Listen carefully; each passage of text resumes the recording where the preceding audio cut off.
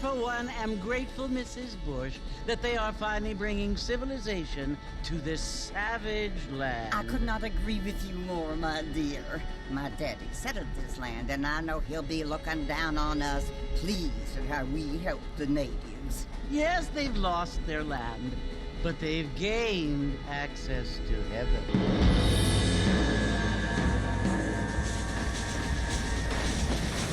But Father, do you mean unless an innocent receives communion, they're destined to go to hell? That hardly seems fair. What I mean to say, Jenny, is that there is a great deal of difference between an innocent and a savage. I never thought of it that way. Yes, they lived like animals, but they're happier now.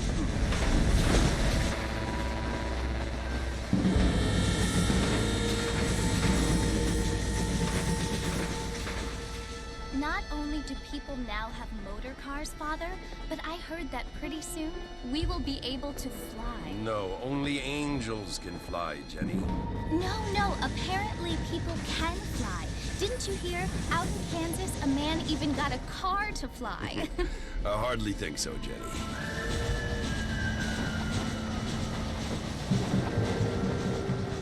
Apparently, Mr. Johns wants to run for governor, which is why he's so concerned with cleaning up the state. Nate Johns. Yes. His family is nothing but hillbilly trash that came here after the war. I don't want to be judgmental, but this state should not be ruled by such a disgusting family. A family without class. Apparently, the Johns family have made a lot of money, and he has a lot of friends in politics. Mrs. Bush, money isn't everything. There are many things that money cannot buy. It seems that money can buy voters, though.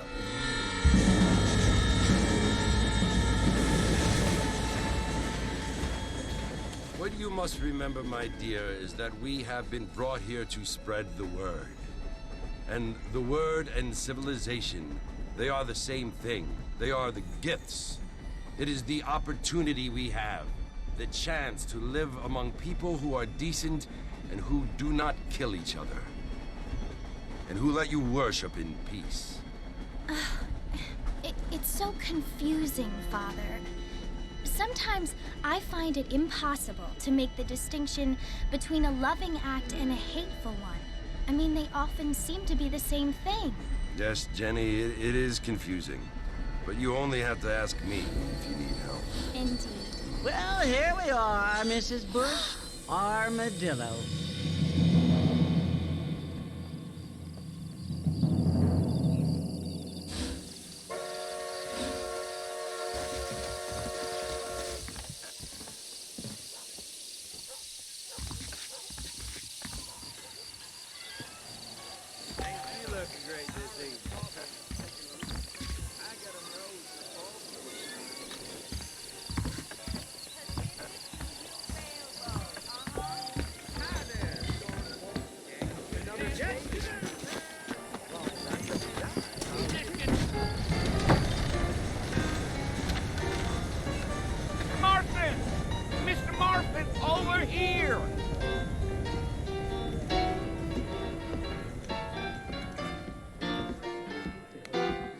must be John Marston. Sometimes. I'm Jake. Your friends from Blackwater hired me to guide you. They ain't my friends, but pleased to meet you, Jake. I got the horses saddled up and ready out front.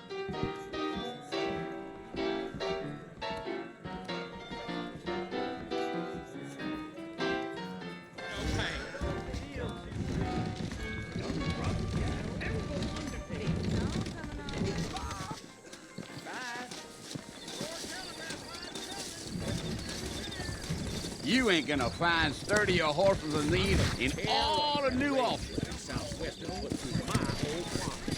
I ain't so sure about that. Take it easy until we're out of town. Ain't no point in causing a ruckus. Let's go.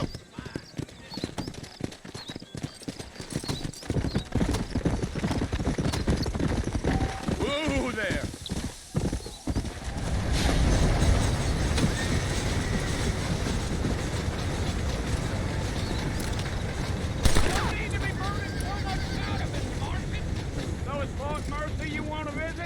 That's right. Ain't taking nobody up to the fort in a long time. Strange place for a decent fella to want to visit, if you don't mind me saying. Who said I was a decent fella? It's been abandoned for years now. Folks say it was built during the Mexican War. What kinds of soldiers around back then? Why'd they leave? Well, I ain't entirely sure. I heard they had to go up north to fight Indians, or maybe they got tired of being soldiers and went looking for gold. You know how things is. So what are you doing up at the fort? I'm looking for an old friend.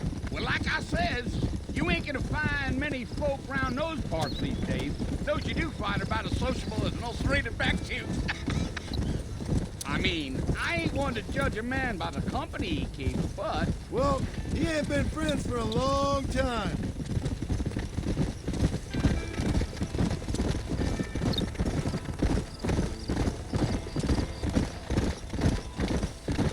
Are you planning on spending any time in Armadillo, Mr. Marston? I doubt it. I ain't planning on staying very long. Well, if you're fixing for some female company, you can do a lot worse than Armadillo. Fine as cream gravy they are. Not like Thieves Landing. Dang, those girls ain't even fit for a drinking man to hole up with. I'm a married man, I'm afraid. Ain't we all?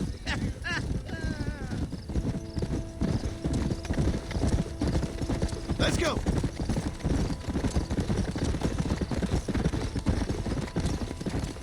Yeah. So it was the marshal who hired me. Lee Johnson. Do you know him? I think I heard his name. Says he got a telegram from some Blackwater big bugs asking for a guide. I guess it's none of my business. That's right.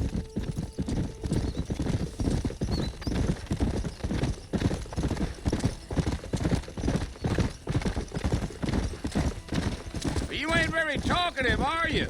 Nope. I'm just chewing the dog, mister. It's how I am. I don't mean nothing by it. Trust me. There's things you're better off not knowing.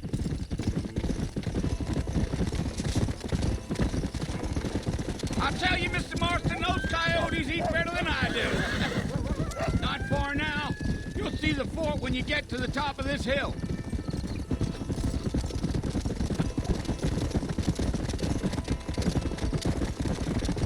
Oh, now.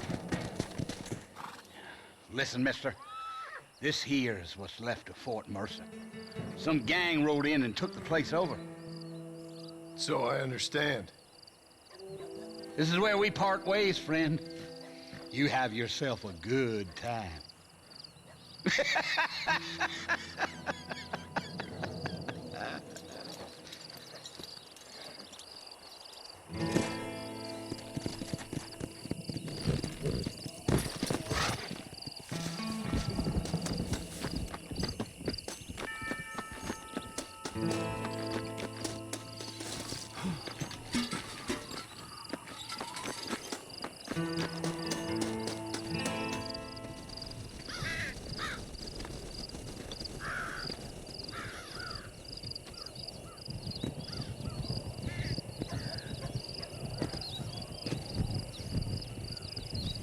Bill! Bill, I've come for you! Bill Williamson! Come out here right now! Go away now, John. Don't make me kill you. Nobody needs to kill anyone, Bill. You must think I was born yesterday. You always did think I was an idiot. That ain't fair, Bill. You were as my brother. I've come to try to save you. Oh. Do I look like I need saving? Bill, please. They want to kill us all. I can help you. Well, you never tried to save me before. You only seemed to save yourself. Bill, I implore you think about this.